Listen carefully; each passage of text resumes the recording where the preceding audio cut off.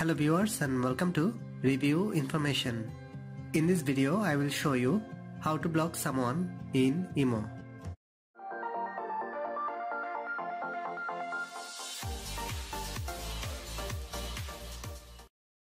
Go to the Imo from your apps list.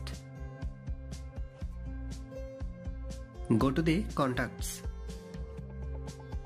Now select the person whom you want to block.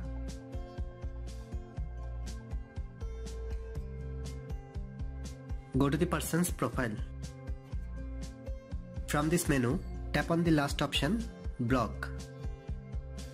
A confirmation message will open. If you block this person, he will not be able to message or call you. Now tap on Yes. That's it.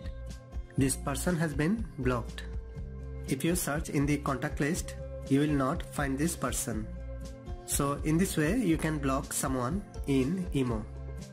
Thanks for watching. Hope you guys enjoyed my video. Please subscribe my channel for more videos. Goodbye.